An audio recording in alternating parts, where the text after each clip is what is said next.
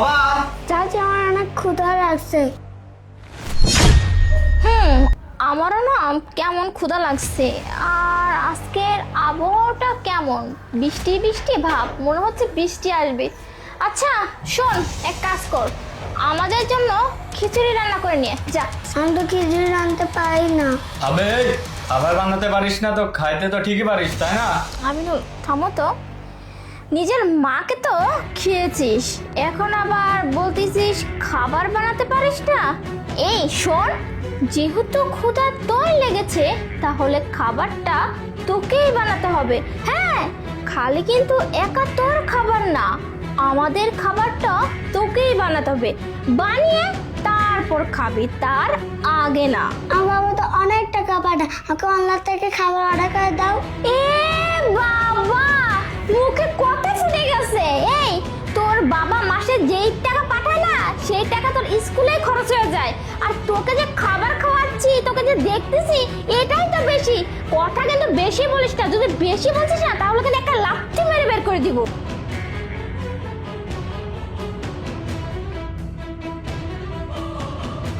কি ব্যাপার, ওর বাবা কেন ফোন দিচ্ছে?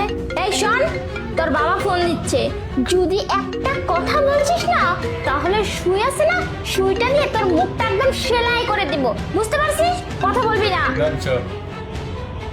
হ্যালো, হ্যাঁ, ওই ইরফান কেমন আছে? ইরফান ইরফান তো খুব ভালো আছে। জানেন কি হয়েছে, আমাদের বাড়ির পাশে বড় একটা রেস্টুরেন্ট হয়েছে, ওই রেস্টুরেন্ট থেকে বলতেছে যে চাইনিজ খাবে, আর আমি ওখান থেকে চাইনিজ নিয়ে এসে ওকে দিছি, ও খাচ্ছে তো। আচ্ছা ঠিক আছে, ওর সাথে একটু কথা বলে দাও তো। ও ও কথা বলবেন? আচ্ছা ঠিক ঠিক আছে। এই শোন, তোর বাবা ফোন দিছে, বুঝতে পারছিস?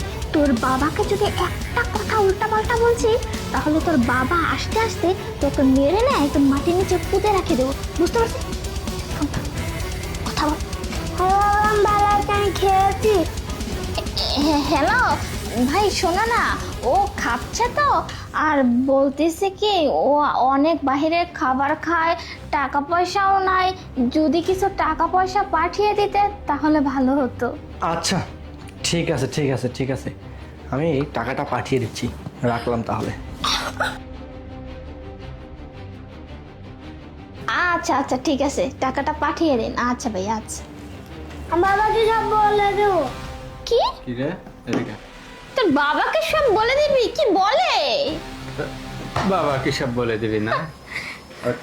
আর একটু শাস্তি কর। এই শোন, তোর বাবা কিন্তু দূরে থাকে, আর তুই যদি তোর বাবাকে সবকিছু বলে দিস তাহলে তো তোকে একদম গলা টিপে আমি একদম মেরে ফেলে দিব। বাবাকে কি বলবি? এই তোর বাবাকে কি বলবি?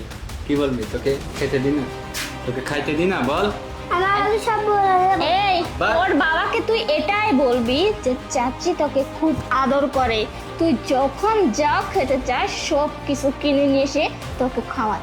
এর একটা কথা যদি বেশি বানিয়ে বলেছিস তাহলে তোর বাবা যখন চলে যাবে তখন আমি বুঝবি। যা বলে তাই শুনি, ওকে দিয়ে বাইরে ওই যে ফ্লোরটা পরিষ্কার করো, যাও পাঠিয়ে দাও, পাঠিয়ে দাও। যা, ওয়াশরুম থেকে বালতি ভরে গিয়ে পানি নিয়ে তারপর পরিষ্কার করবি, যা। কি পরিষ্কার করতে হবে? ভাইয়া কখন আসলেন? ভাই আপনি ভালো আছেন তো? এই বাসায় কেন আসলেন? হ্যাঁ, বাসায় না আসলে তো দেখতেই পেতাম না তোমরা আমার এই মা মরা বাচ্চার সাথে কি ধরনের ব্যবহার করো। না না, চুপ কর আমিরুল, ছি, ও তো পরের মেয়ে, আমি ওর কথা বলতেছি না। তুই আমার আপন ভাই, ও তোর ভাতিজা, ওর শরীরে যে রক্ত আমার শরীরে একই রক্ত, তোর শরীরে একই রক্ত। তুই রক্ত হয়ে রক্তের সাথে বেইমানি করলি? তোরা পারলি আমার এই বাচ্চাটাকে দিয়ে তোরা এরকম ভাবে কাজ করাইতে, ওকে না খাইয়ে রাখতে পারলি? বল। আসলে ভাইয়া আমি তো সবটা দেখলাম ওইখানে দাঁড়িয়ে থেকে, ঠিক তোরা কিভাবে আমার এই বাচ্চার সাথে কি ব্যবহারটা করিস, কি করিস। ও খেতে চাইছে, ওকে খাবার রান্না করে খাওয়াতে বলতেছিস কেন রে? ও কি রান্না করতে পারে?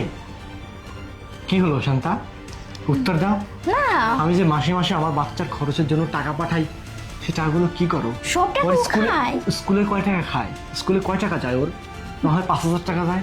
ভাই আপনি যে টাকা পান সব টাকা তো আপনার তোমাদের ব্যবহার দেখে মনে হচ্ছে না যে আমার ছেলেকে তোমরা কোনো কিছু কিনে খাও। আমি যেই টাকা পাঠাই ওই টাকা তোমরা সময় মতো তোমাদের পকেটে নাও। আমার বাচ্চাকে সময় মতো তোমরা স্কুলে বন্ধু যেতে দাও না। আমি হঠাৎ করে বাসা আসলাম, এসে যা দেখলাম আমার বাচ্চাটা খাবার খেতে চাচ্ছে, তোমরা বলতেছো রান্না করে খেতে, ওকে মেরে ফেলবে, হুমকি দিচ্ছ, মাকে খেয়ে ফেলছে।